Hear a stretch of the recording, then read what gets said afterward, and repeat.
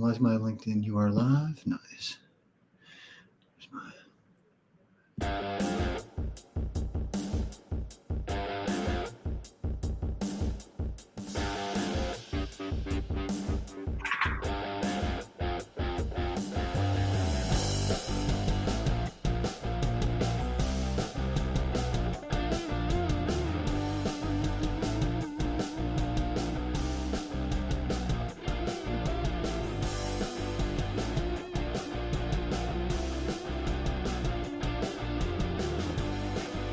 Whoa! I already screwed that up. All right. So welcome back, everybody. It's 2025. I haven't done a podcast since Eric Falstrot out of Canada. God, that had to be back near Thanksgiving, I think. So I've been offline for a while, a lot to catch people up on. Definitely going to return 2025 with the Rise of the Savage Intellectual. So I figured kind of going into the future, it'd be really cool to bring back a fucking blast from the past. So I'd like to introduce everybody to Jay or Jason Schleider. I forgot there's no audience, so you don't. No worries. There's always an audience. But yeah, so for everybody out there, I'll just give you a quick background. If you read, oh, we got a little private chat in here. What's all this? Oh, hello. Okay. So for those of you that don't know or you didn't read the quick little bio I put up for this, we're going live. We're streaming on a couple different things. And I figured, like we're going to go way back. So Jason and I met in Glassboro, New Jersey. We both attended Rowan University. And then, we stayed in touch years after that. I migrated around Jersey. Jason ended up in Boston or right outside of Boston. And then I ended up in Orlando where I am now. So Jay and I recently reconnected, started doing some work together. And as always, when we talk, we kind of go down some like really cool rabbit holes of health and history and so I thought this would be a great way to kick off 2025. Rise of the Savage Intellectual. We always have a health and fitness focus or a performance sports focus, but we're always relating it into real world events. So I've had people on here. I've had military people on here. I've had strength coaches. I've had athletes, fighters, podcasters. So whether it's mental health, physical health, social health, we get into all those issues. We don't dance around sensitive subjects. I like to get dirty with those. So for everybody, this is Jay, and I don't know, Jay, you want to give them a quick? Are you in a closet? You look dark. I have that up. The light. Oh, I see. Okay. No, you're good. You're good. Light on. Might put this light on here.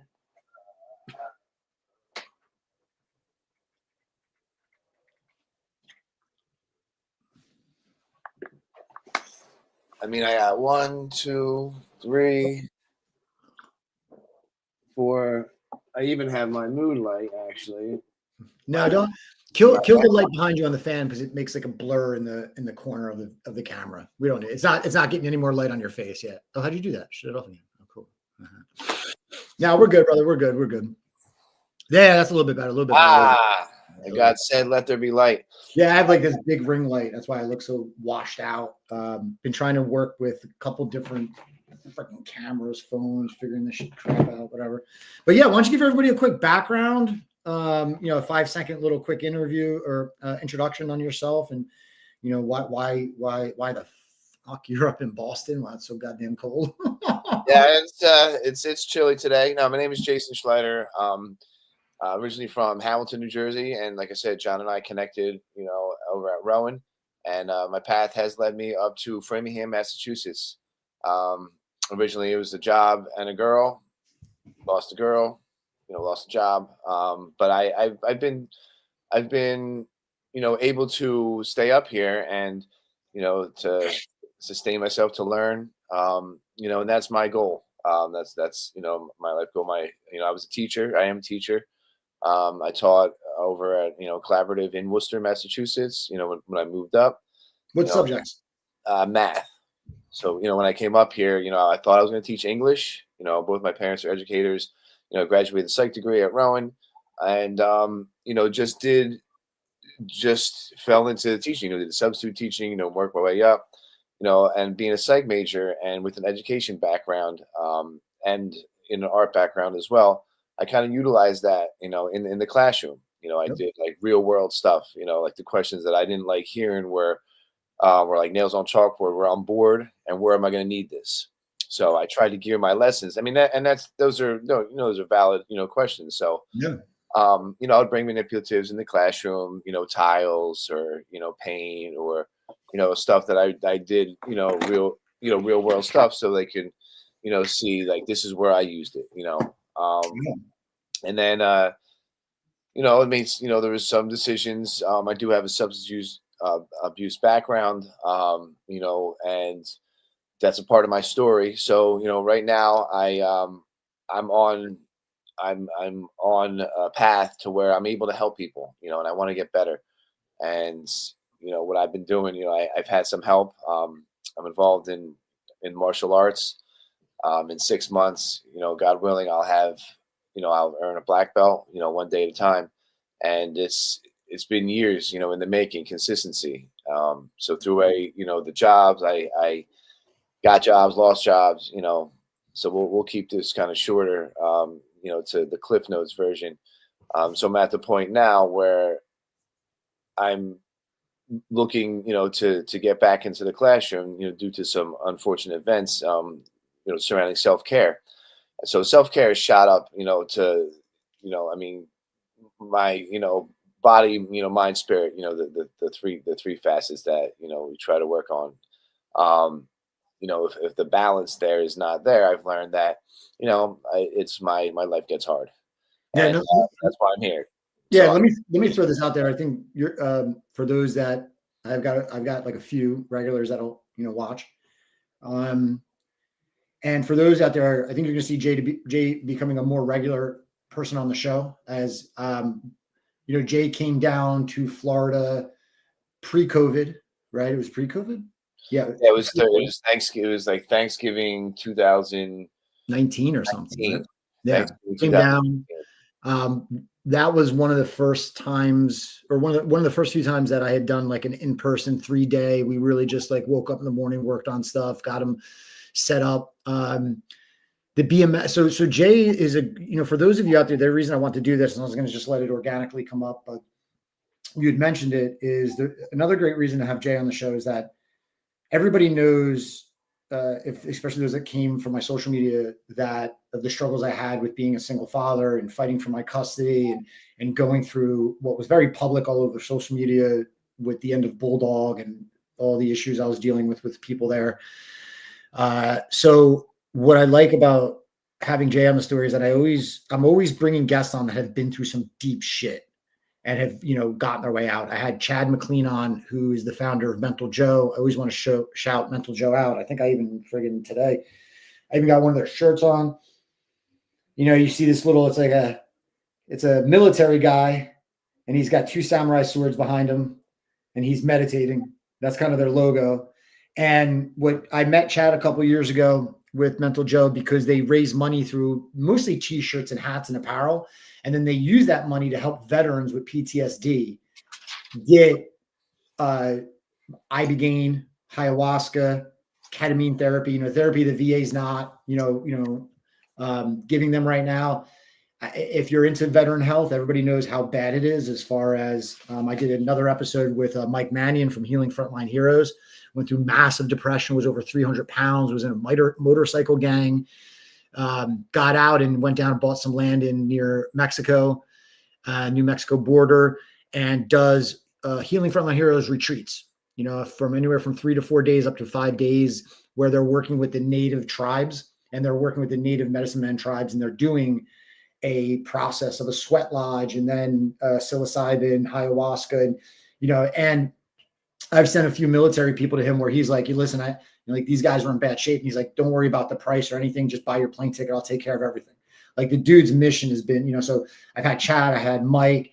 I even, I try to find people that have these compelling stories where, they had to go through some shit, and Jay, you've been through some shit, and I'm sure through the podcast, we're going to get through it, but, Jay is somebody who's been through that similar fight with me. He's if it's okay for me to mention, you have your daughter. Yep. Yep. You have a daughter. Won't mention age. I'm a little, so Jay doesn't know this. I'm always a little sketchy. I don't have anybody show their kids on it, blah, blah, blah, blah. For those of you who don't know, when I went through my whole issue with Bulldog in Jersey, a couple of people tried to attack me by posting my home address. However, they weren't that smart. They were posting my ex-wife's home address, which is where my son was, so like, I've seen issues like that. I even have like a 20-year-old,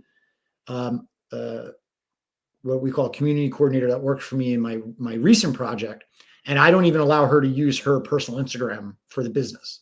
As a 20-year-old girl going to networking events, it's like, I kind of always had that father mentality, right? So, but we won't mention the age, but she's younger, and Jay's had not only a struggle with self-care, but a struggle to really be a father and be in her life. I respect you a lot for that. So I'm always trying to get, these compelling stories. And then the last thing I'll wrap up is, you mentioned BMS. One of the things I had done during COVID was called the God Project. I did all free coaching during it. I was very not happy. I saw a lot of coaches out there being like, oh, 10% off, 20% off. I'm like, dude, the whole world's shut down. Nobody's got money.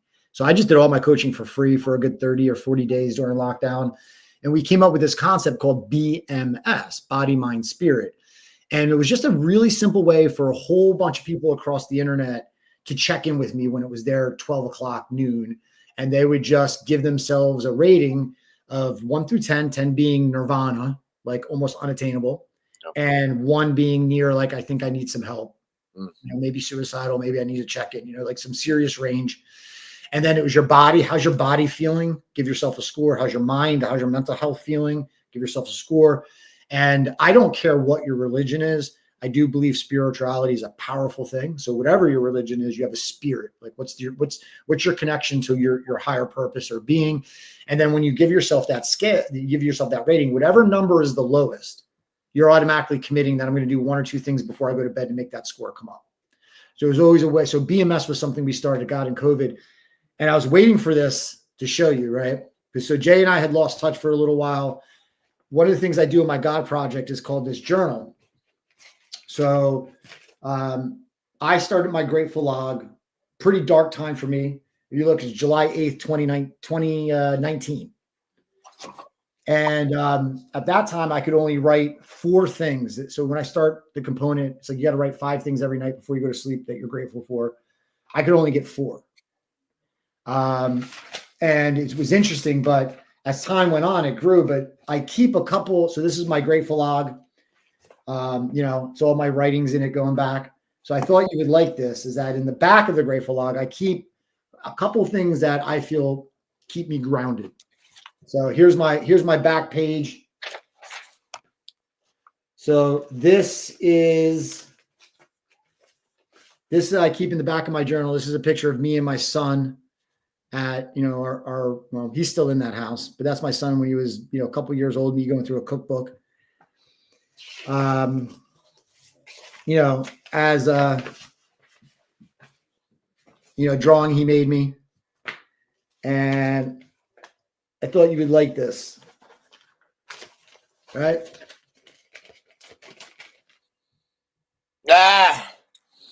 Yes, sir. Right. So for that's solid. That's solid. I get, and maybe rightfully so, I get called a very hard-ass, unemotional, heartless. When you really get to know me, like, I'm a very sentimental person. So Jay, you left this for me after you had just left Florida for our when we worked together. Yep. And then you went home, and regardless of whatever has happened in that time, yep, it sits in there in the back of my book because Jay, when we did that with Jay, I realized, wow, man, I think I unfortunately never took advantage of it, but I felt like, man, I really need to start doing more in-persons. And I'm looking at doing that in 2025. I'm working on a couple different projects, which we'll catch up on, but I think my coaching is going to go towards the lines of just a lot more expensive, but it's going to be 3-4 day type things.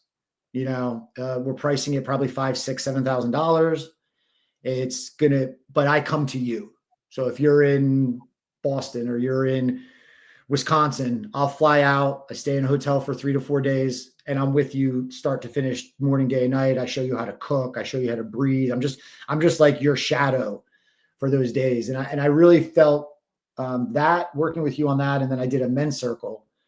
And the funny thing is the men's circle I thought was horrible. We did it for Univision. I know if you go back on some posts, I talked positively about it because I did want to have a positive nature about it. But I felt one of the guys running it was a little full of shit. I'm not going to get into the background of it. But again, when I came out of that, I felt like, man, this in-person stuff is way more powerful. I did some coaching online the last couple of years. I was here in Florida, and I really stopped doing it in November because Jay and you and I started working together. And I actually was funny because when you called me to work together, it was like a week or two before that. I was like, I'm not coaching anybody online anymore. I can't do it. I don't feel like you don't get the best version as me as a coach, you know? But Jay and I work on a lot more mental, intellectual things. So it's not like I have to like prepare Jason, you know, for a 5-round fight coming up. Right. So, you know, so I'm thinking, you know, so I always kept that in my book. I wanted to show that to you. You know, it's in my grateful log. I'm grateful. But yes, that's how we came up with the BMS. So, and I think what we're going to do is kind of go through some of those foundational elements of what I do in my coaching and kind of let you guys experience it through Jason's eyes, you know. And Jason is someone who's fallen down and picking himself up and falling down and picking himself up. And he's someone who understands, like you just said before, like the balance of self-care. And, you know, I think it'll be, and you know, he is an intellectual, you know, it was funny. I was just telling the same young person I told you about that works for me in my new project.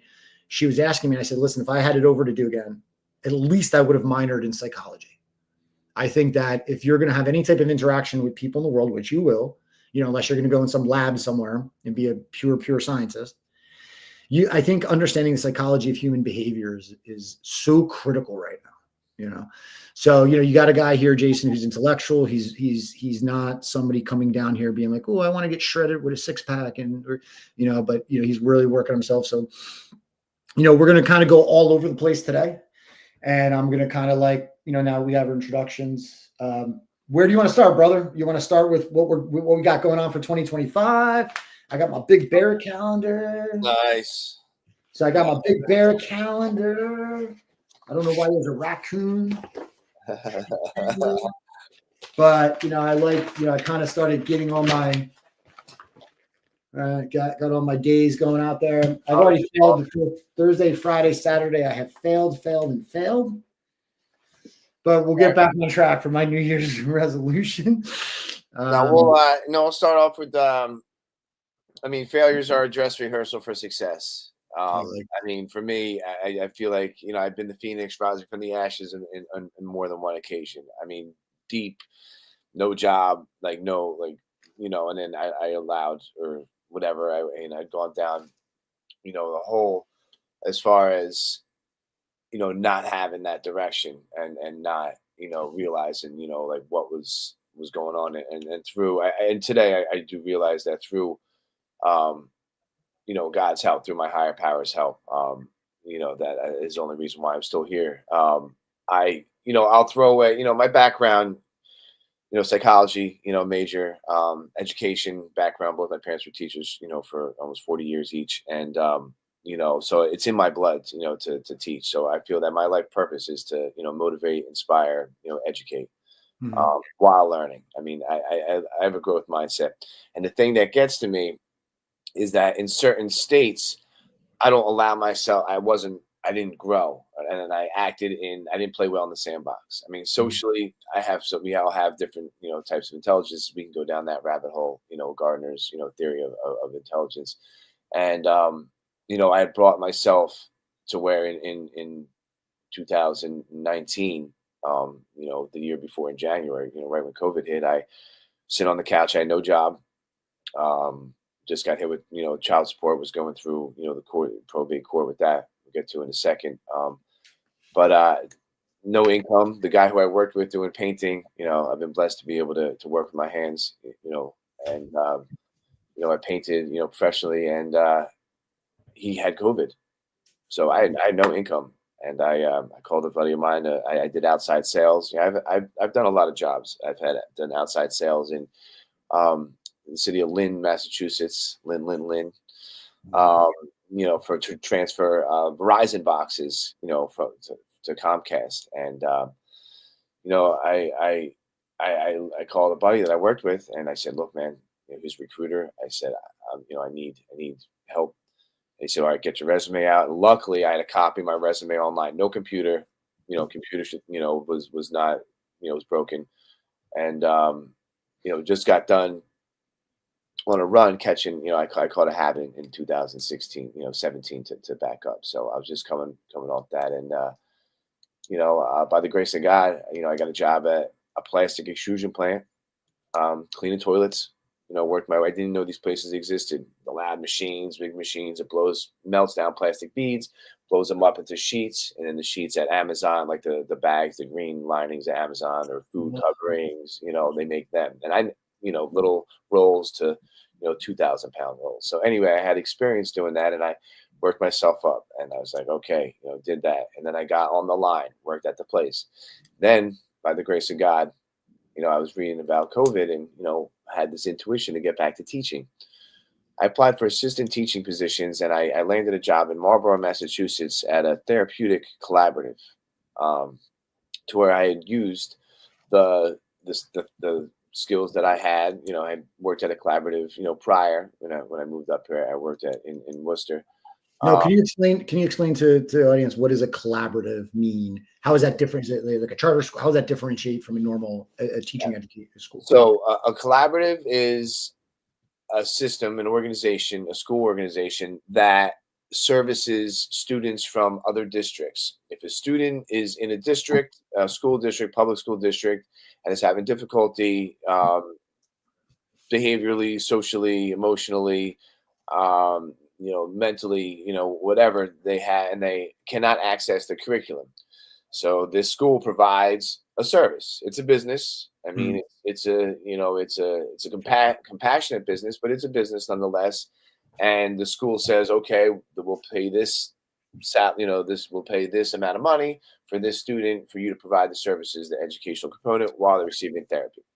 So in this particular collaborative, there was a high therapeutic component. Not all collaboratives have a therapy component. The one in Worcester had very much less of a therapy component. It was just the educational, aspect. The students who were long-term suspended out of their high school or middle school in Worcester. So that was when I was younger. I was in my 20s. Now fast forward, I had the experience teaching math in that type of setting.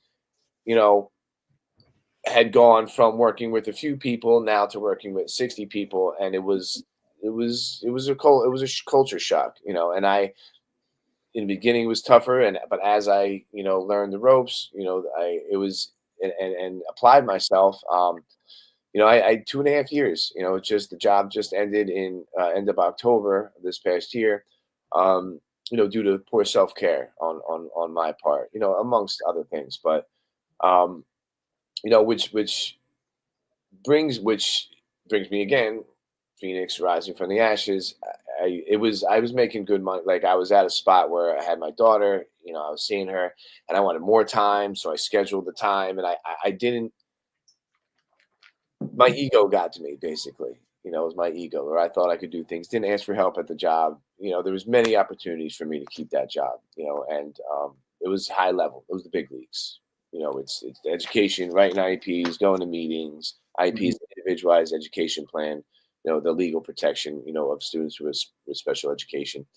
Love writing, I love the students, but there's certain nuances, and, we can get into this later, certain missteps that you can't make in a professional, world. One, emotional regulation. In a psychological environment, there needs to be an even keel kind of attitude, an even keel kind of presentation, tone. I had it sometimes, but I was running out. It wasn't, my self-care wasn't great. My eating wasn't right. Even though I was doing the martial arts, so that exercise component was there. It wasn't often enough.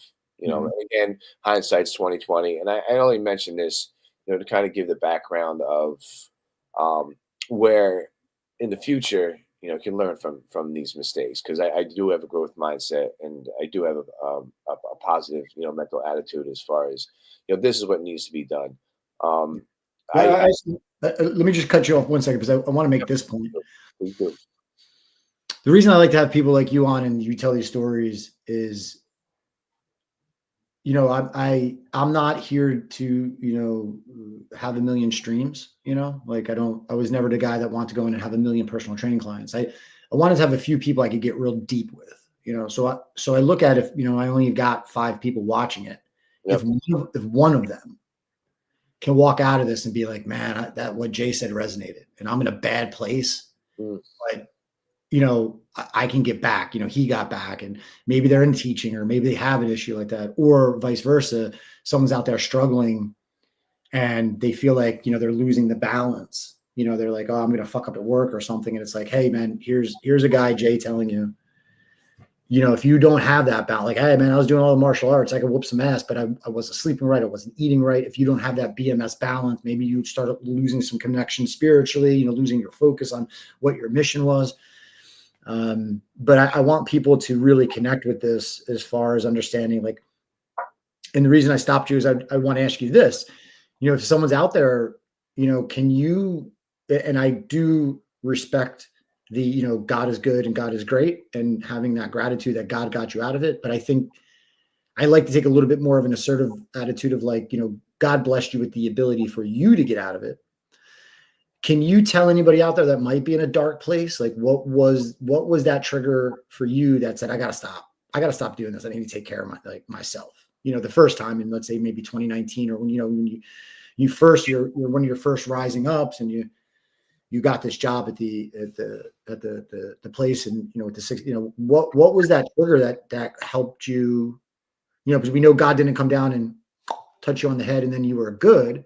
Maybe he gave you that little bit of extra strength each day, but is there something you can give somebody out there to be like, hey man, if you see this, that's your sign to like, just keep pushing. Or if you see this, man, that's your sign. For me, my buoy has always been like my son, like my kids are always my directional focus. Like my whole world could be disaster. I don't care about anything. Everything is built around this relationship I have, or want to have. So is there anything you could tell them? Like, hey, and then vice versa. I'd also ask you, like, when you're at that point where you were starting to climb, and then you felt some things getting unbalanced. What are some of those, like, maybe now that you're looking back 2020 hindsight, that one person that might be watching this and they're just in a shitty place, what helped you get your butt up? And then what are some of those things that somebody could look for? Wow. Yeah, and I really made that question way longer than it needed to be. No, I'm so sorry. That's a good question. It's a good question. So what you're asking is, at what point did I feel that when I turned that corner? I guess in 2019. Yeah, And like what the motivations were, or at least so. And forgive someone was there. Yeah, being up. First, I want to say, my daughter is she's awesome, and my daughter's mother passed in 2018, May 29th, 2018. God rest her soul. So she's with her grandparents. So she was taken care of, and I was battling to get in her, to get back in, to get in her more in her life. I've always been in her life, but more there.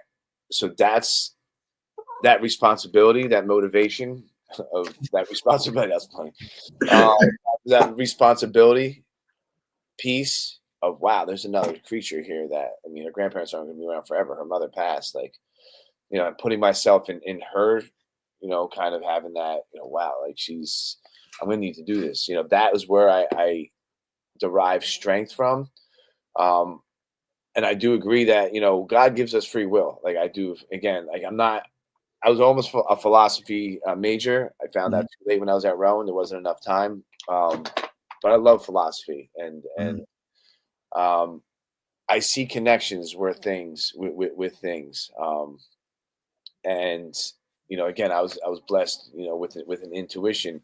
I just chose to use, alcohol and drugs, to quell the noise, and that's another rabbit hole.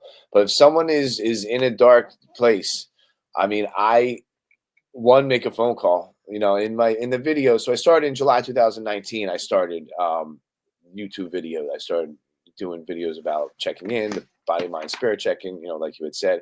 And a lot of it's, looking back upon it, not to self-deprecate. A lot of it's cheesy, learning curve. It's the first time you're doing it. What was I doing? But a lot of it's gold. A lot, like I was underneath a hornet's nest, yellow jacket nest underneath. Oh, I remember that one. Oh my God, yeah, I remember. So a lot of it's gold, video gold, and I would like to move forward and to do that again. I just don't like the social media thing. I don't like putting too much on social media as far as then I put a little more than I'm comfortable with now. Like I don't like if I'm not feeling well and I was completely like some people would put their acute withdrawal, on there. I can't. It's just not who I am. I could talk about it, about how I felt, and if I'm not feeling well, all right.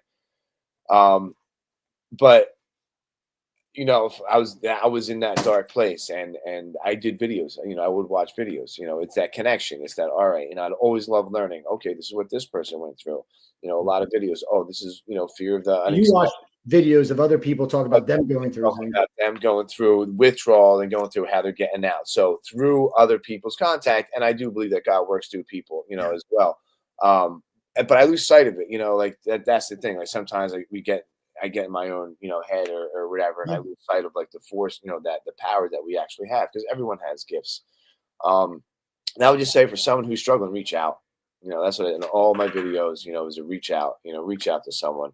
The program of AA, some people like it. I happen to utilize that program more so now than ever before, just because what they say, I had the gift of desperation.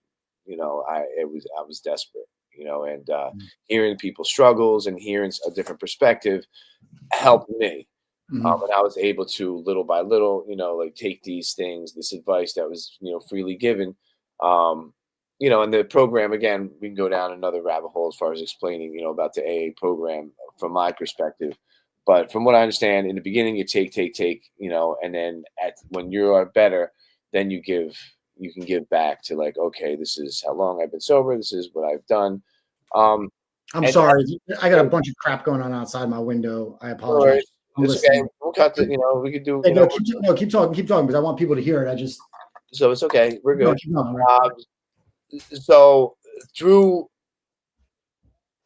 basically it's a self-preservation mechanism, there's a self-destructive mechanism that I have, had and have, even now, so that it needs to be overridden, and with that is discipline, and that comes with, consistency breeds success. See, my thing, and I've realized this, and only through, the executive director at this last place I worked at, I thank her. I know I didn't act accordingly when I left the place. My mindset was not good. I was low. My mindset was, my world was falling apart.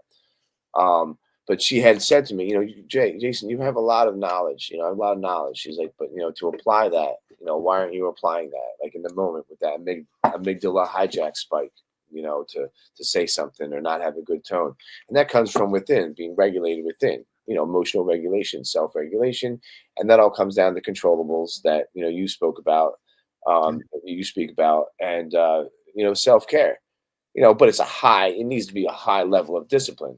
And to get there, one, to be aware, and two, to walk the walk. And that's where I fell short, walking the walk, but to help someone else reach out, reach out, life, it gets better. Well, I think you said something in there that's also important. I want to bring up because, Jay and I are also big fans of a lot of the work of Jordan Peterson. Yep. And we've both done some of the self-authoring, and you hit something on the nail on the head that I kind of want to extrapolate out from that, is that one of the things Peterson talks about is if you're in a really bad, dark place, is to just find something to be responsible for. And he talks about whether you want to believe in old Judaism, Christianity, Buddhism, almost all the ancient religions have a common theme that life is suffering. And the way you surpass your suffering is putting on the largest burden you can and just going forward. And I think for some people, and what I heard from you in between the lines was when I realized how bad things were, and I realized like my current position was bad, but then I have this daughter who has this long future ahead. You were like, let me take this burden on. And I don't mean burden in the negative way. We mean it in the classical way. Let me take this stress load on because I have something bigger than me to do. So once you decided that you were going to take a burden on, then it was like, let me get my health straight. Let me get this straight. Let me get this straight. And I do believe there's some interesting research. No one's really talked. Everything's going crazy in my neighborhood this morning. I'm so sorry. There's bells. So the stress of the burden. And then you're looking at this idea that we haven't gotten into, which is sometimes we take on way more burden.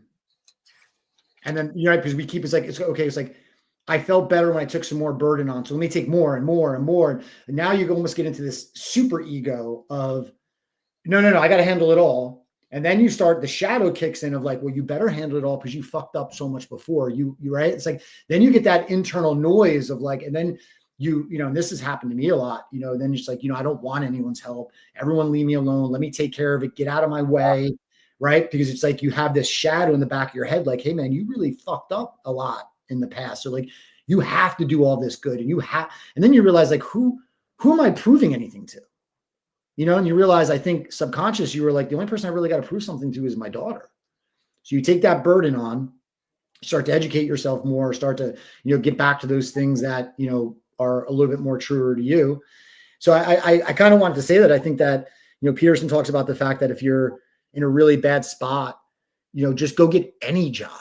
Go get any job. Don't swallow your ego. And, you said that, you went in there and you go to this chemical factory that maybe you didn't know about. And you're like, I'll take the lowest job possible to start working. And then you took on a little bit of responsibility. And then you took on a little bit more responsibility. And then you got into a better job. I've fallen into that rut sometimes myself where I'm like, I got so high up professionally. I felt you can't ever take that backward step. Like I can't go down a level. I've had this really cool position or important position. It's like, I can't let anybody, even myself, know I went down. And I've had some good friends tell me, there's such things as called strategic retreats. Sometimes you got to go back to go ahead for, and life is not linear. It's cyclical and it's up and down. And, so the two things I extrapolate out of that, and I would say to someone is, if you're in a really dark place, find just as much responsibility that you can put on your shoulders. And if you are really alone, sometimes it's good to take that shitty job because at least the responsibility of waking up and taking a shower and shaving, those don't seem like a big deal to everyday people. But when you're in that fucking dark place, man, I'll be very vulnerable to people. Something I've never spoken about is when I'm in my head too much and I don't feel I'm being the best version of me or I'm successful or whatever, I have my negative thoughts. I don't like to look at myself in the mirror. Like I avoid mirrors. I don't like to one of the things I did wind up doing was looking at, like if you remember, I had a very long beard and very long hair. I got to the point where I had to do a speaking engagement, but the other side of me was like, I don't want to look at myself every day to do this hair and beard. Like I'm tired of looking at myself. I'm looking at a failure. I'm looking at somebody who fucked up. I'm looking at somebody who doesn't have responsibility. And when I start going down that road, I'm like, I don't want to look at myself in the mirror. I don't want to, bear with me one second.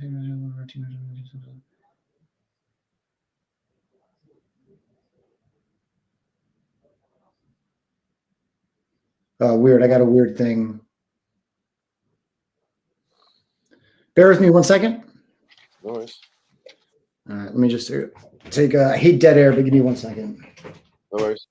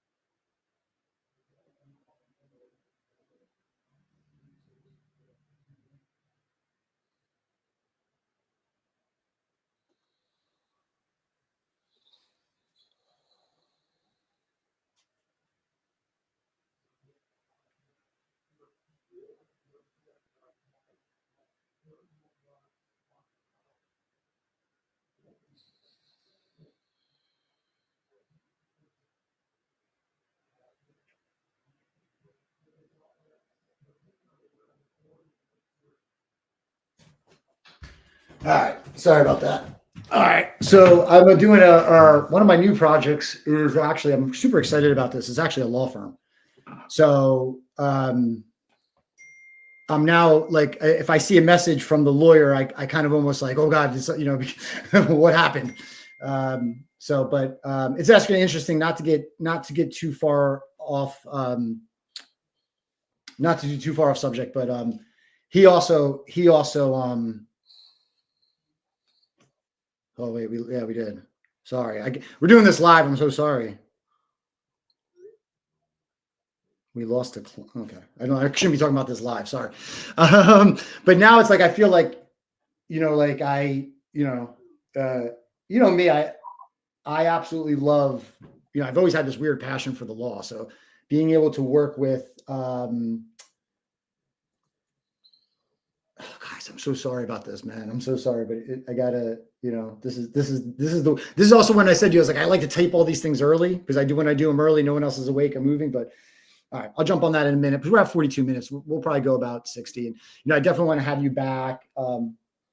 Yeah, I'm all about it. I mean, like I said, it's just I Yeah. Let me show something. I overstand. No worries, man.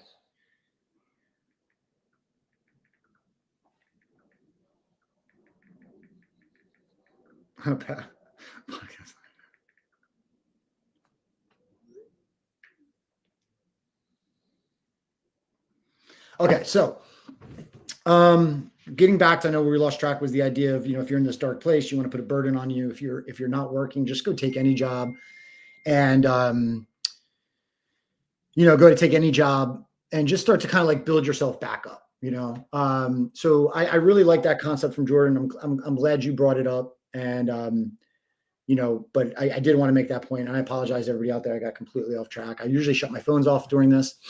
But go ahead. What about, yeah, go ahead. You pick it up from me while I catch my wind real quick.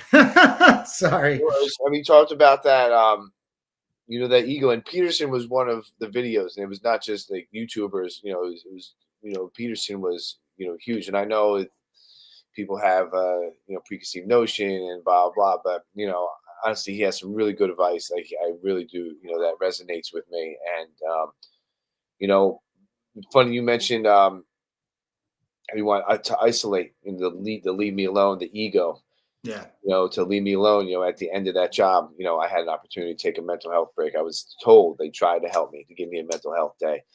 And, a woman I was very close with, I had turned on her. I had that pressure and that just, that ego of just the lack of control, the fear. My last words to her were, leave me alone. Yeah. I wanted to be left alone. I didn't want to deal with anything. I didn't want to take accountability for anything. I didn't want to play the game anymore. And, and I lost sight of my daughter at that. I lost sight of my, and then I had, displayed some outbursts of, frustration. And that was ultimately what, I lost the job. You can't be doing, losing, your cool. So, and that it just didn't happen in a day. So anyway, I've been through the losing. I've been, through the rebuilding. I'm on the upward. This time, I'll happen to, be blessed with, people. And again, like I said, I do feel that God works through people. And my apartment is clean now. Like, my apartment is completely clean. I'm talking like all the stuff from my classroom, all the stuff, papers from years ago. I have my research area here. My house is clean. So now I can clean house. And I'm just, again, the gratitude, there's there's neurotransmitters are released when you write that gratitude list. It's No, absolutely. Acetylcholine is released, with that gratitude, with that, what do I have? Because, I know I always a lot of the times would focus on the things I don't have. And then we go down the rabbit hole later on with the manifestation stuff. I'm well versed in I've done some research in some areas, and I have lived experience in many areas, and I would like to help people. That's what I think help people. I want to say one thing, and then we can kind of, this is a good segue into the think component, right?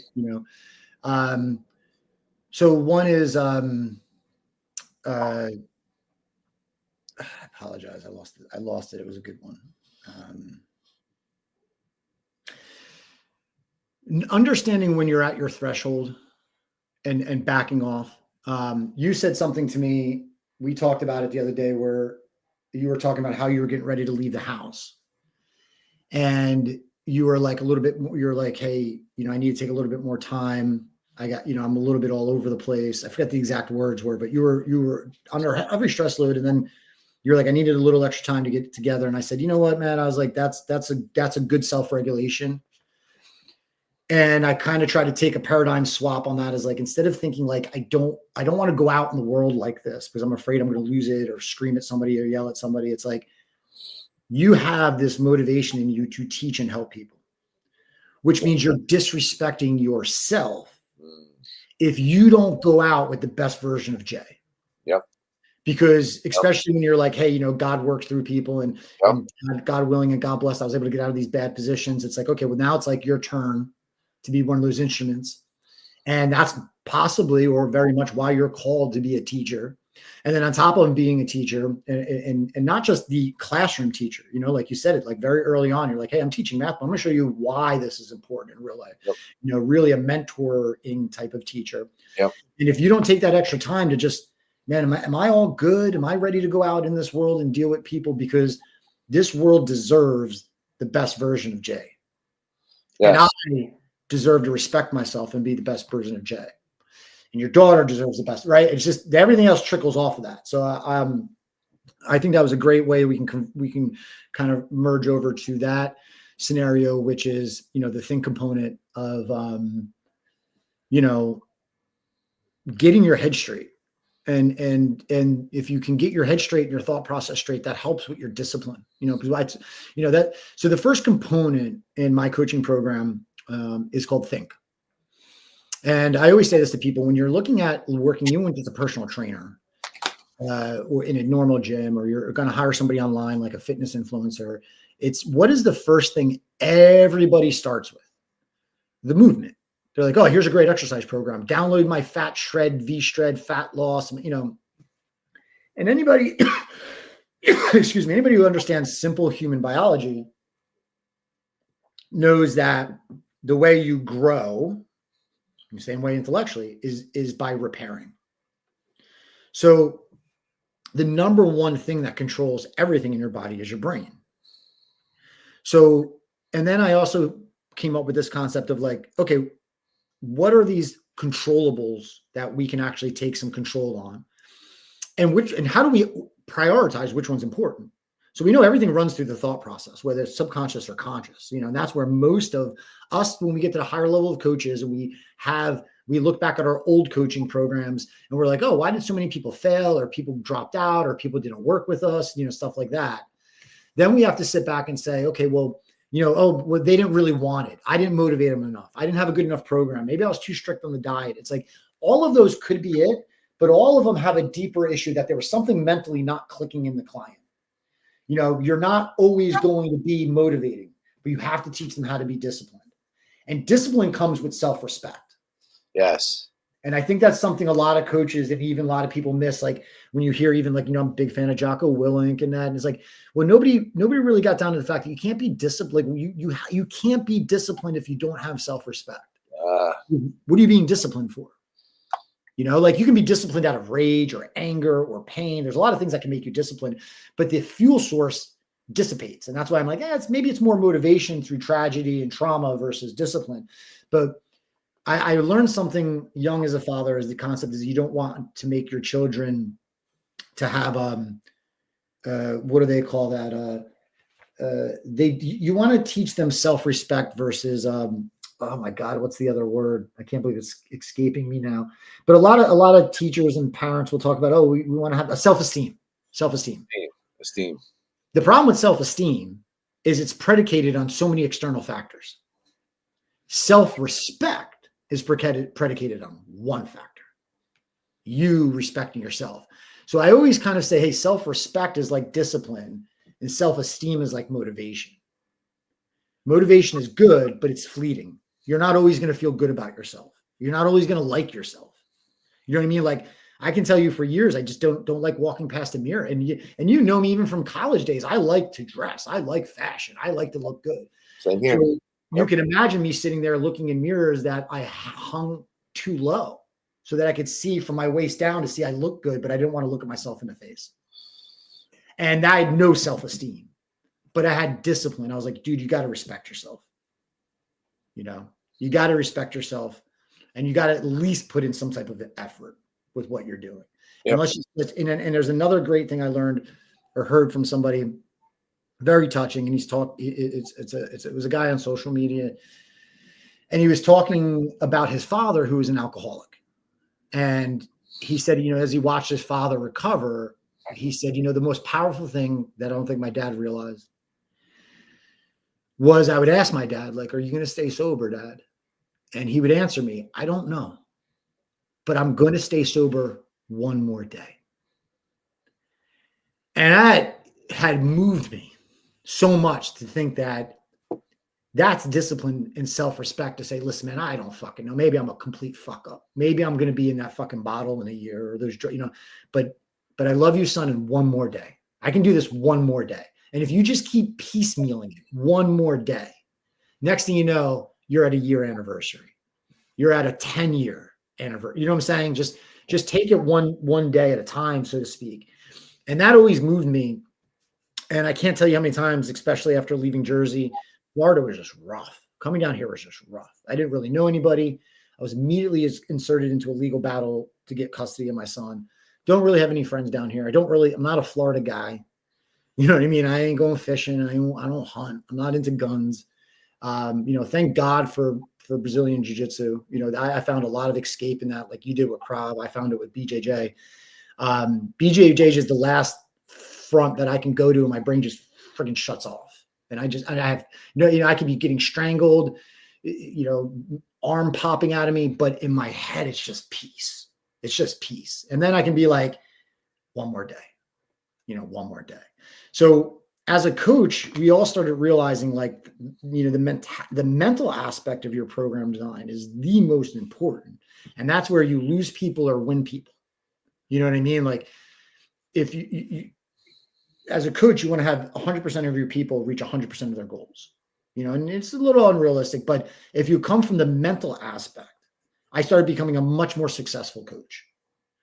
And I realized my clients got results, maybe not super awesome in the beginning, because I used to get amazing results in the first 4 to 6 weeks. That's how I prided myself as a coach. I started realizing what prided myself as a coach is that after like 3-4 months, my client doesn't need me anymore. And when I talk to them 10 years later, they're still like, man, coach, I still eat the breakfast the way you taught me. Like, that to me was like, now I did something mentally in them that stuck with them.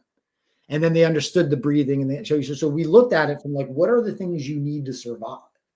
Like, you need your mental capacities. Otherwise, everything else is going to fall apart. So thinking becomes the most important. Then we looked at survival techniques, like how long can you live without breathing? How long can you live without sleeping? How long can you live without water? How long can you live without food? And how long can you live without movement? And that gave us the hierarchy of the set of the 5 following controllables, which was, well, within seconds of not breathing, intermittent brain death happens. Still today, the highest form of torture to get information from people is sleep deprivation, right? You'll go crazy in days without sleep. You can go, I think, a few days without water before dying. Then you can go, like, I think it's a week or 2 without food before dying. And then I always say to people, then what about movement? We see people that do this, quote unquote, my 300-pound, my 500-pound life, right? And when we have people that are doing that 300, 500-pound life, they haven't moved in years. They didn't die. They're going to die of all these other causes. But so it's like, when you look at the trainers online that are like, yeah, let's start with the exercise program. I'm like, you deserve what you get if you chose that trainer. And don't come and ask me for a discount, because I've got to refix everything that, you wanted to go cheap on because it was a sexy guy or a sexy girl on a social media post with a filter on, and they sold you a cookie cutter program.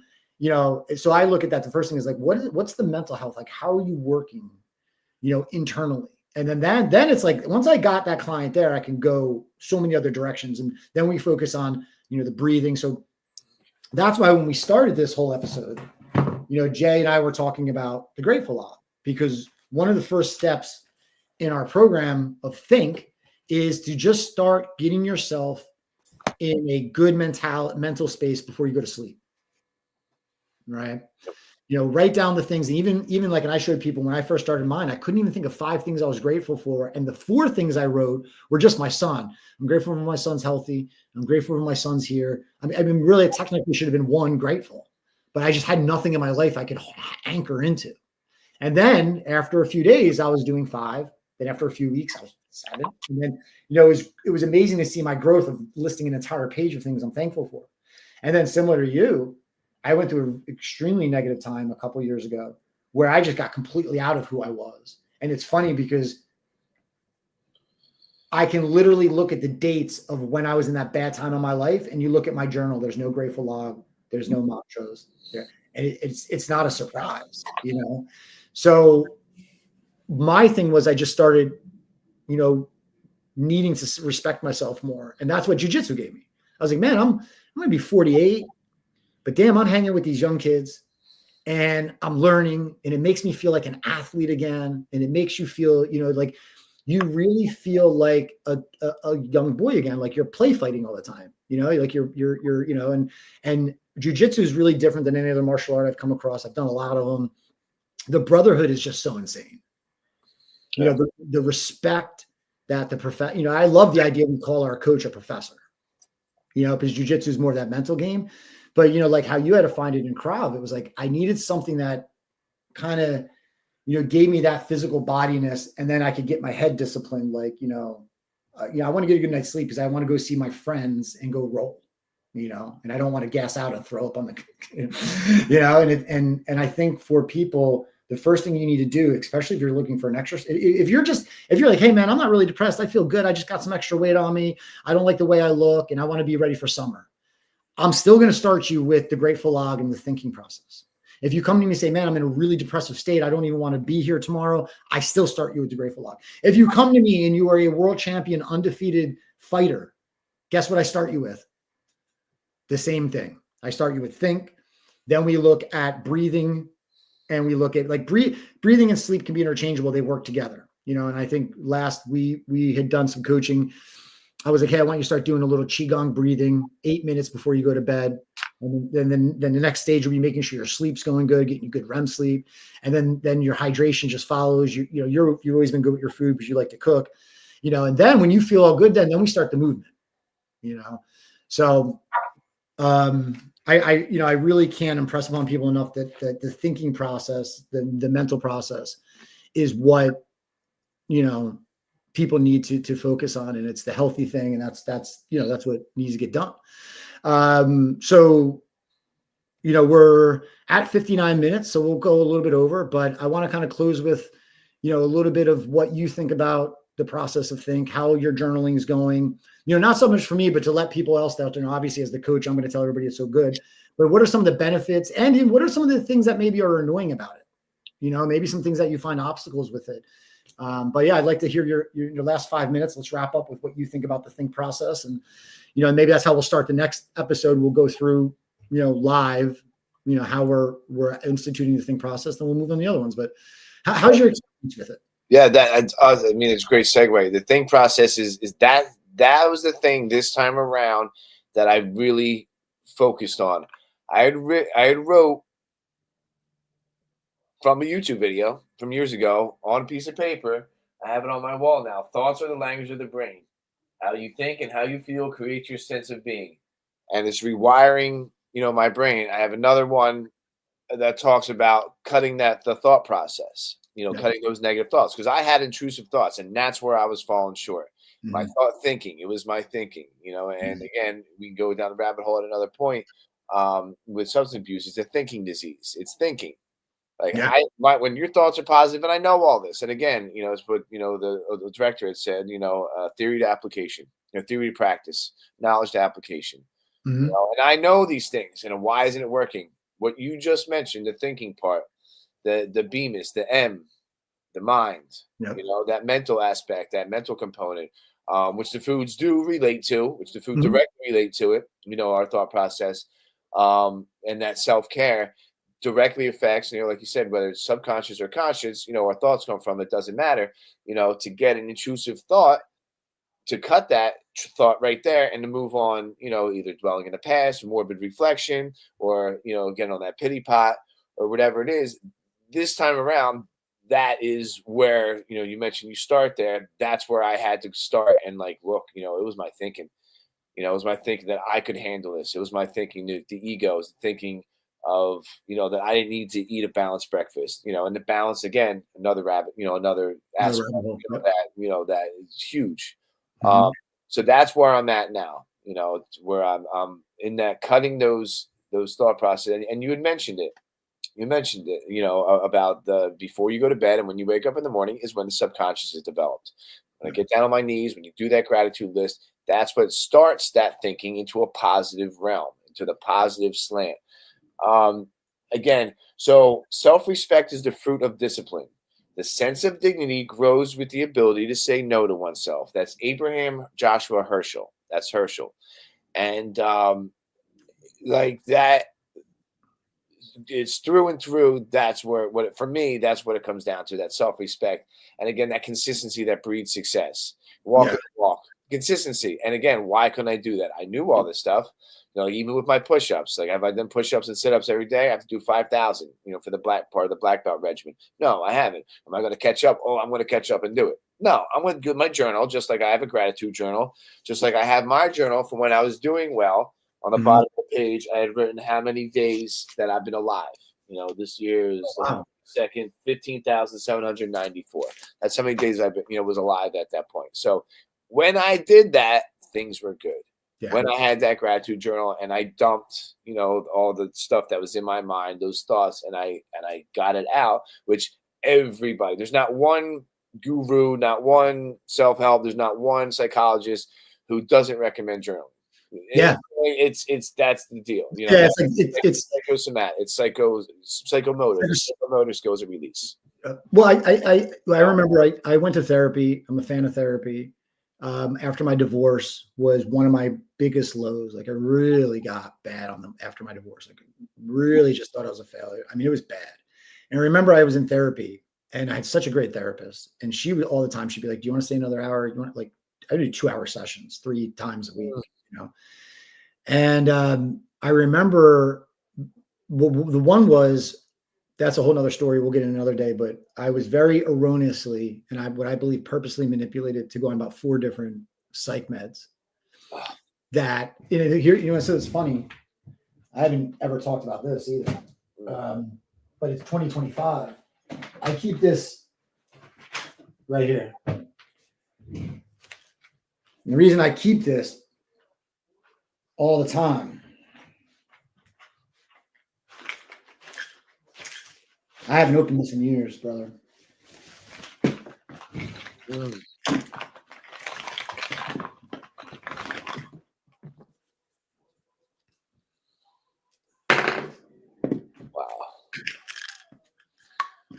And, we talk about psychology and mental health.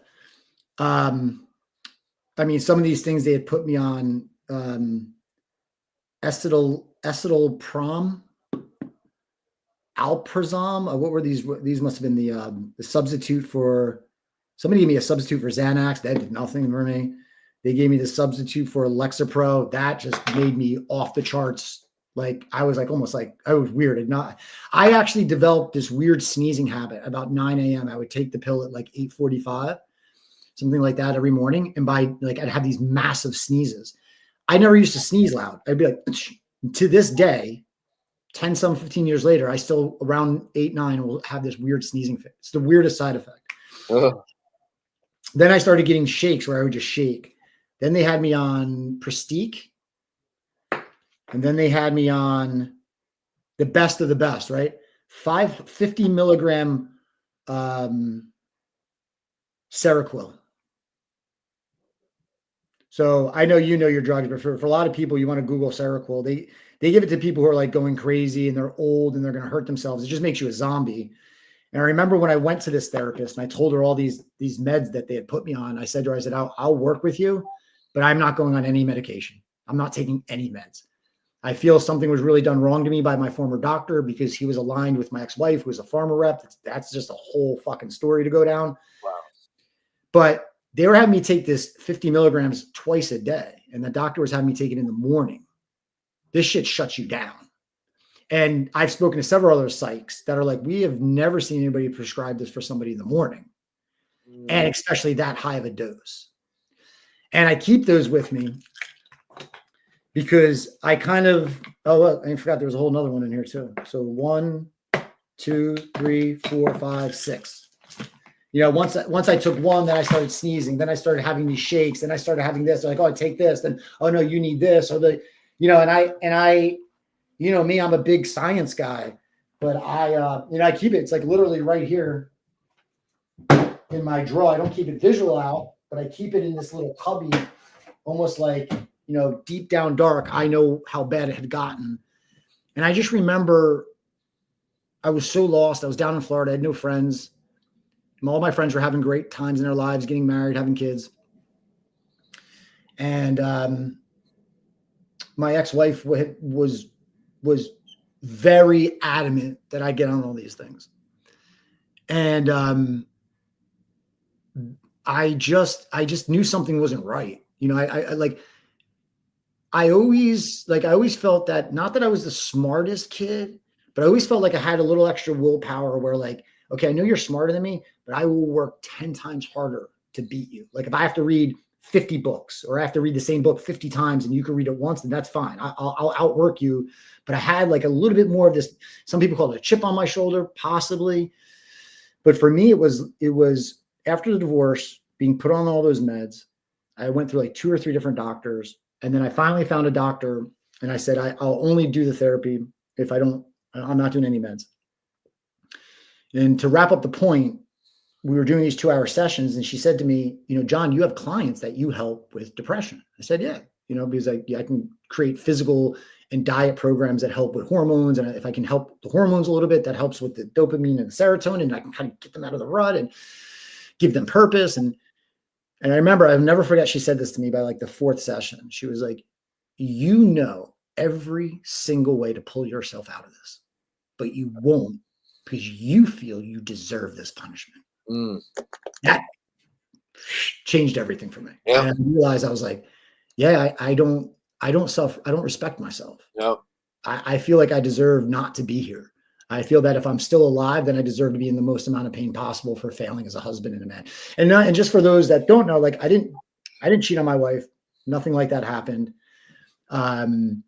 She was a very unique person. And I'll leave it at that. But, so it wasn't something where I lost all the money gambling and we lost our house. It wasn't like I mortgaged a house 4 times and bought cars. Like none of that happened. We had a beautiful, very expensive house in a very nice neighborhood in Florida. We both were doing well in our jobs. She was very high up in her pharmaceutical company. I had my own company. I was managing 5, 6 different gyms. From the outside, we were a power couple. We had just had our first son, but you know what I mean? So nothing like that, but she was a very, I'm not going to place the blame on anyone, but it was a very difficult situation and the marriage fell apart. And she, like a week later was dating someone else, and going off on vacations. And I didn't even want to go on dates. I remember a good friend of mine pulled me out and made me take a bartending job. But she's like, you need to get the hell out. And it was funny. We're going back to Peter. She's like, you need to just get out of your house. You need to get out of this apartment. I moved into a 1-bedroom apartment from a 4 or 5 bedroom house in a nice neighborhood. I moved into like a little 1-bedroom apartment. Didn't even decorate it. It was weird. I just didn't feel it. And when she said that to me, I was like, wow, you're right. I don't feel I deserve this, which means I don't have self-respect, which means, oh shit, it's all up here. Yep. And that was the big turning point for me. And that's why I say to people like, listen, and we can kind of end on this, is like, therapy is awesome, but it's like any other profession. You have good carpenters and bad carpenters. You have good plumbers, bad plumbers. You have good lawyers, bad lawyers. You have good financial advisors. You have good trainers, bad trainers, and you have good therapists and bad therapists. Yep. And if you think that the first therapist door you walk into is going to be the one that's going to click, absolutely not. I always advise people, unless you have an amazing connection in your first session, you need to give it 2 weeks, because the first week is the worst, right? The first week, no one will tell you. The first week of therapy is the worst, because you got to get all that shit out. The therapist has to understand, well, where's all this pain at? And that's was the hardest. And then after that, like I say, unless you feel an amazing connection, do 1 or 2, try 3 different therapists. It's the same thing. I believe in trying 3 different. I remember one of my big sales tricks was I would take somebody through a personal training session And then when they would try to buy, I'd be like, no, I don't want you to buy from me. I refuse. What I'd like you to do is go to a competitive gym, take a free session with 2 other trainers. And then if you still feel unvaluable, come back and buy. And when I started doing that, which was weird, and everyone thought I was crazy, like, why are you going to let them walk out the door? I was like, because I know how good I am at what I do. And I know I do something so different than everybody else that when the person comes back, they will never bitch and moan about my pricing ever again. Never. Because they're going to see how bad the competition is. And they're going to know good and bad. And that then made me be like, well, same thing with a doctor. When I go to a doctor, I don't just go to the first doctor in my network. Like if he says something I don't like, I might go to a second or a third, even if it's general practice. If you know, but you want to start somewhere. So for those of you in a bad place, if you really feel like you can't get out, or I know I felt like there's times I just had no one to call. You know, I just there's times I called people, and you know, it was hard because, like I said, like we know we have some of the same friends, and you know they're going through like good parts of their life, and the last thing you want to be is the guy calling up being like, you know, and they would invite me, you got to fly up and see, like, I didn't want to go to all my friends' family events and see them all together while I didn't know where my kid was, and you know, I didn't even respect myself, right? So it was, I felt like I had no one to call, you know, and I felt like I didn't want to call anybody, I didn't want to burden anybody. So if you really feel that bad, I really suggest therapy. Like just try 3 sessions, or just try 1 session with 3 different people. And there's online apps for that now. And there's other cool things like that for now. So, and then if you really feel like you can't, you know, I remember I had to talk about this with an MMA coach in Jersey because one of the fighters I'd taken on had almost killed himself. And I remember the coach, he was a shitty coach. And he wasn't the head coach of the school. He was whatever. And supposedly this was his favorite fighter. And he was like, well, I don't know I don't know what his problem is. I'm 4 doors down in the hotel. And why don't you just knock on my door? I was like, you've never been suicidal, have you? And he was like, looked at me like surprised that I was insinuating I had been in that dark realm. And I'm like, when you're in that realm, that's why people kill themselves, because they can't take that one extra step to make the phone call. Yep. Can't take that one extra step, just maybe walk out the door and get some friends. They can't. And by you saying that, like, why didn't you just call somebody? That means you are the worst person for him to call to begin with, because you're not even understanding how bad that dark place is. So for those of you out there, to kind of end on something a little bit, like if you are struggling, that's where the journaling becomes good. Don't worry about the grateful. Just fucking get it out of your head and get it onto paper. You know, and then I really feel, and you correct me, right? As you start to journal, you know, like if you have a crazy event, you start writing about it. Halfway through that writing, whether you're crying or not, it's like, oh, this doesn't make sense. That's not me. I don't want to act like that, because you become your own therapist. Yeah. And that's where I think why journaling is so powerful among therapists and high-level coaches, is that even at the worst case scenario, and you have no one to call, get that shit out of you. Get it out of you, man. Get it out of you. Get all that negativity out of you. Get it into there. Get it into some journaling. Close the damn journal, pull it aside, and you will feel like you'll feel a little bit of a release. Yeah. So, that's true. It's true. Yeah. True story. You know, and so whatever. So first podcast with you, you're making me dig out all the bad shit. Thanks, buddy. I have that effect on people, for better or worse. Well, I think it's good, man. I think it's all good. No, it's good. A lot of people. I took off from the podcasting, but a lot of people were telling me, like, dude, you need to start telling more of your story. And I'm like, it's a tough story, man. And I'm still healing from it. And I want to help other people. But I think, like, some people will see me and they're like, well, you know me from school. Like, I was the guy everybody went to when they had a problem. Yeah. You know what I mean? So it was very weird for me 20 years later. I was always the guy everybody went to if they had, I don't care what the fucking problem was. You came to me. I'll figure out a solution. Right. Now to be the guy with all the problems, and I didn't have solutions for myself. I was like, I can't call anybody. You know, and that's when people are like, you know, there's a lot of people out there like you that are living in this dark place. Yep. And they don't want, you know, I've talked to fighters, man, that get physically abused by their women, like the shit beat out of them by their women. And they can't tell anyone because their egos are like, dude, I'm a like world champion, or I'm a pro, or I'm this fighter. And like, I'm a man. I can't, if I tell people, like, my whole school's going to laugh at me. You know, and I talk about this with young men. I'm like, you know, I'm getting off topic, but it's like, you got to really be careful, you know, and you know this from my story. You got to really be careful of the women you bring in your life. because you know, they'll erode it yourself pretty quick if they've got their own shit. And I tell them, like, you're, you know, like, your ego's telling you can't tell your friends or anyone that this woman's beating you. But what is the man response? Smack her? You'll be in jail. Well, that's it. Yeah. You're going to lose everything. You didn't do smack. You know what I mean? You know what I mean? And I say to them, I was like, that's why it's like, you know, protecting your peace, self-respect. Like, I can't let this woman treat me like this, because I wouldn't treat myself like this, and I wouldn't treat her like this. So I have too much self-respect, and therefore I'm going to have discipline, and I'm going to walk away. Yep. You know, and maybe I have to walk away 5 times because I'm stupid enough to keep going back. But you're only going to make the walk. Just like, hey, you fall down 7, you get up 8. It's the game. Yep. So I think journaling has. I'm glad you brought that up. And that's part of the thinking, and that goes with the thinking, is it helps change that thought process. Yep. You know, that's part of the M and the Bemis in the body, mind, spirit, because the M is the mental piece, and that, you know, ups that again. Right when you wake up, right when I wake up, right when I go to bed, that's when that subconscious is developed. Again, the consistency breeds success, you know, doing that daily, because I stopped, you know, that's my whole thing, stop, you know, and the part of walking the walk is, you know, having that discipline, because the discipline, the self-respect, you know, is with that, it brings the fruit, you know, is the fruit of that labor. You know, and it's, again, and your inside help, you know, you need inside help, you know, or outside help to help with an inside job. And I say this to people, you know, you said it, and I kind of even said it, was like, man, there was just a point where I was just like, I know this is not me. Like, I knew that something fishy was going on with my doctor. I knew I was misdiagnosed, absolutely misdiagnosed.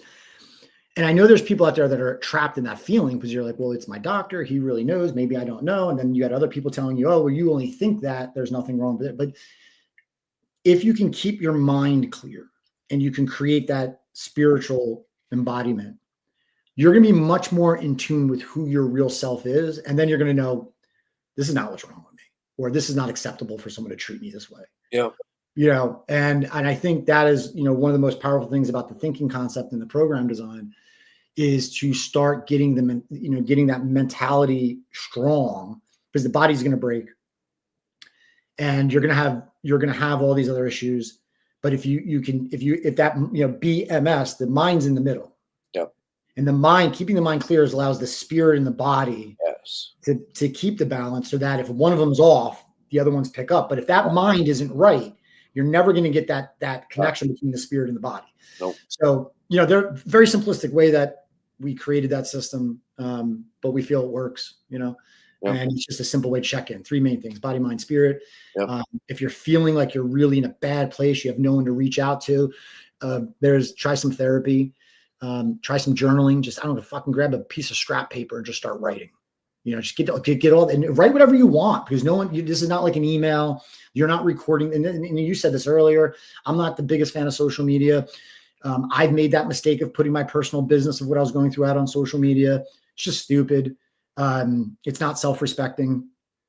But when you write it on the journal, you can curse and scream and you say all the things. That's what I realized. I used to dump on my friends recently, within the past month or two. I'm like, wow, I dumped on my, you know, and again, they would call me up, like you said, that guy. But again, the intuition came to me, like, just dump on that's what the journal's for. Just dump on the journal, because, you know, I hate to use the word dump. I only use it because, you know, the woman who I was close with at the last job, you know, she had said that to me, of the few things she had said. She's like, you know, external processor, people call it, you know, I'm an external processor.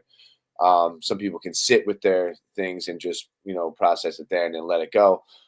I happen to know myself, and, you know, part of that respect, and part of that, you know, that mental health piece, you know, is to get rid of the stuff that I'm thinking, because I have a lot of thoughts. Yeah. I mean, you know, there's some negative, some not so, you know, and some of them easier to get rid of, some, you know, and I can do mantras, you know, not let my thoughts destroy my peace of mind. That's not let my thoughts destroy my peace of mind. I could do a lot of self-deprecating talk in journaling. The worst. And when I start to write it on the paper, I look at that like, who are you talking about, motherfucker? You know what I mean? Like, I get defensive of myself, and I realize that's not what I really am. And why am I talking to myself that way? It's a bully. It's a critic. It's the inner bully. It's the inner critic. It is the comes inner from bully, and recently, I just want to say one more thing. Recently, a friend of mine, who very good friend of mine, who actually moved over to Arizona, she had said, I named my bully. She said, a few years ago when she moved out there, I named it. And she said, and when it comes in, that thought comes in, she said, that bully, you hear that? I just tell him to go away. And I say, no, this is what I'm doing. This is not helping me for my future self. This is not helping me for the version that I am, my best version. And yeah. that's helped me too. I named mine, Echo. I'm not afraid to put it out there. My bully's name is Echo. There's a kid who had Echo in his name when I was a kid, fifth, fourth, third grade or whatever, and he was a bully. And you know Oh, what? yeah. That's my inner critic. So Yeah. Echo, go away. And Yeah. I'm becoming stronger. I know I'm becoming stronger. What's funny, because I've heard other people being like, don't give a voice to your pain. And I'm like, oh, fucking here we go. Identify it, but move on.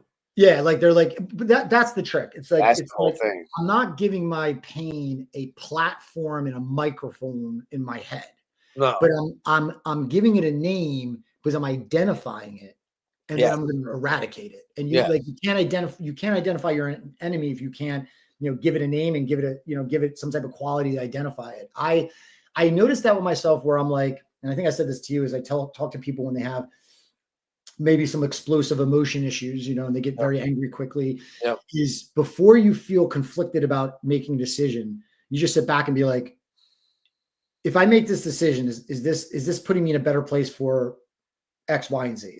Is this hitting my professional goal? Is this hitting my personal goal? Yeah. Is this going to make my body score, my mind score, my spirit score go up? Yeah. Or you call it echo or whatever. It's like, or is this my shadow? I just call it my shadow. Or is this my shadow? My demons coming up being like, because I got those in me that they're just like in there, like, oh, let me out. Oh, let me out. Well, incorporate that. The shadow is where Jung says to incorporate that. So that's why I think, you really need to get rid of it. I think we incorporate it into, like our anger or our passion, like keep it focused, keep it shot. Like our attention is just energy directed in a good manner. And it's discipline. Again, it's doing the same thing every day, consistency, and not comparing. And I compared at my last job. There were doctors there. They were very intelligent, had their shit together, stuff together. Yeah. You know what I mean? And we can often compare, and comparison is the thief of joy.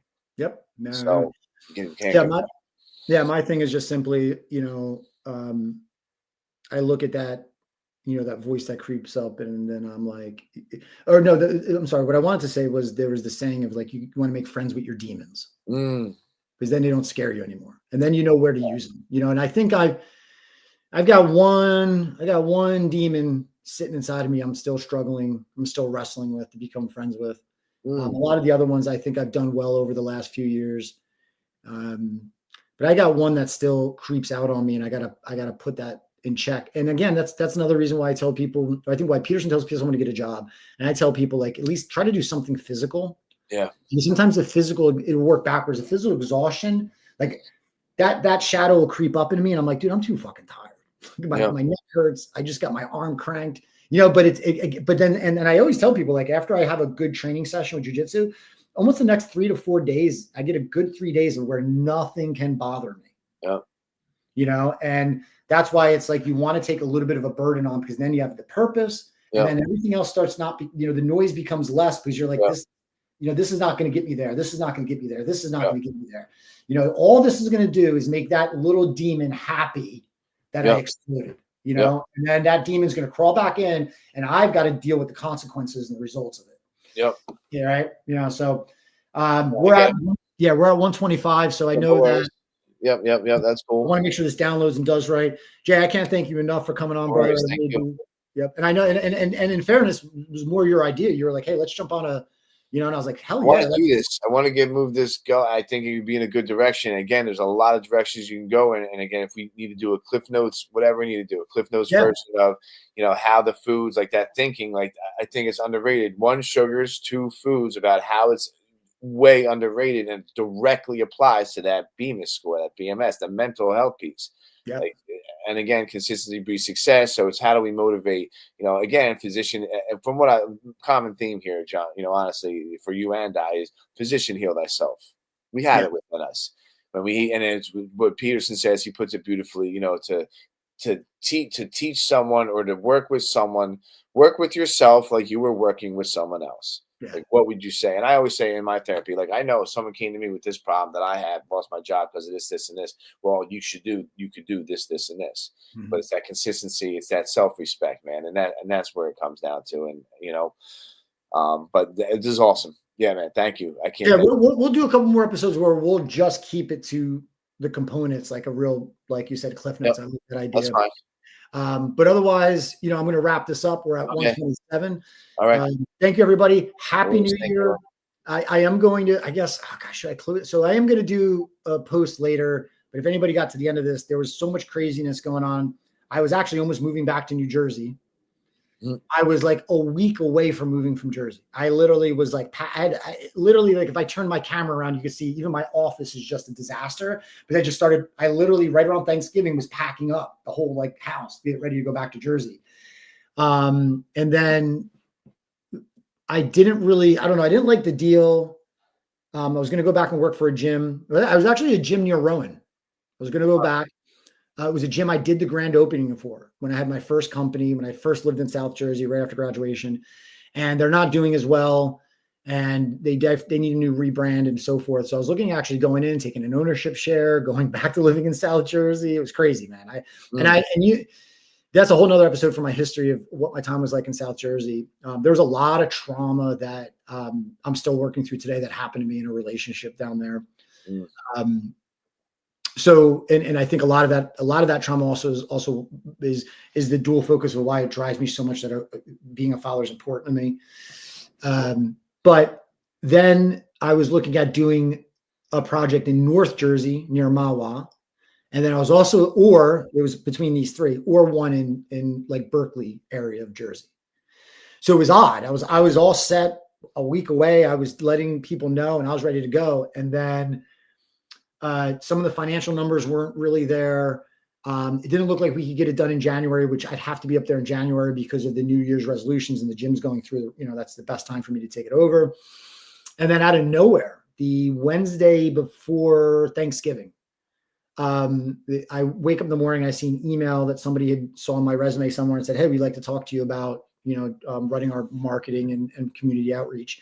And it was a law firm. And I was like, you know what? There's no way this comes in the day before Thanksgiving, a week before I'm leaving, when I'm so torn, I don't want to leave. Like, I knew it was a great, great, great professional opportunity. I would have owned the gym. I would have had a salary, benefits, but the big thing, for me was I would have that ownership, So oh, damn, these damn emojis now. You see this now? You see the thumb? I saw that. Yeah, I saw that. That's great. So anyway, I was getting ownership. I was getting a really good salary on top of my investment, on top of benefits, and then going into an area where I would just crush it. You put me back in that Rowan, Glassboro area. You put me in anywhere in Jersey, I feel like I can crush a gym. Yeah, it's my hometown, man. It's my home state. I know the people there better than anything. But emotionally, like we were talking about, I was checking in on myself, like, man, I just feel so wrong about leaving. I feel so, something about me is almost like nauseous. I was like, I should be really happy. Like, this is a huge deal. And then right before Thanksgiving, that email came in, and I'm like, you know what? They're like, I don't believe in coincidences. So I literally drove into the office and used my little like skills, got right to the lawyer, sat down with him for like an hour, brought me back on Monday, did a full presentation, and then on Wednesday got the offer, started Thursday. It's awesome. And then I was like, all right, I'm not going to Jersey. So then I was like, you know what? I'm just going to take a break from everyone and everything during the holidays. No podcasting, no social media, nothing. I just really that having that indecision made me realize, man, you're really out of shape with your body. You're really out of shape with your mind. And you have no connection to a higher purpose or being anymore. You're just, I had realized I had slipped back into survival mode and just like, I swear, Jay, I was just like, one more day. Like, let me just get through today. I'll deal with tomorrow, but let me just get through today. Yeah. And then I realized, like, you know what? Did a 90-day contract. Was like, let me stay in Florida 90 days. January, February, March, and then we'll see where it goes. See if I still feel that upset about going to Jersey, or like I said, the project I'm working on now is like I've been waiting to get my hands on a law firm to do the marketing for and do the business that we're doing. We're doing a whole business networking group. 2 offices, one up in Jacksonville, one down here in Orlando. So I like it, man. Me, I love the law. I love, I just like being around lawyers. It's a weird thing, right? Like it's a more intellectual environment. Yeah. I mean, everyone's working. Everyone's like very deep into their thought processes. Really cool staff. So just to wrap up on that, that's how I ended up in Florida and off the internet for like 2 months. And then Jay and I reconnected, and Jay was like, "Hey man, let's do the podcast and let's go through some of the controllables." And I was like, "Hell yeah, let's do it." And here we are. And so Jay will be a regular. We'll come back. We'll do some more. And then offline, you got to send me the YouTube channel because I now have the ability that you can broadcast live when I broadcast. If you wanted to, like, anytime you come on my show, if you want to broadcast right to your YouTube, you could do it. That's interesting. Yeah, all right. really cool. And then I'm going to show you some offline. I'll show you the other programs and stuff, how you can, like, if you want to get back and doing some YouTube stuff, I'll show you how the Opus clips and all that stuff works. And it'll be awesome. Really cool. Yeah. But, so everybody out there, Happy New Year. You're stuck with me in Florida 90 days more. We'll see what happens after 90.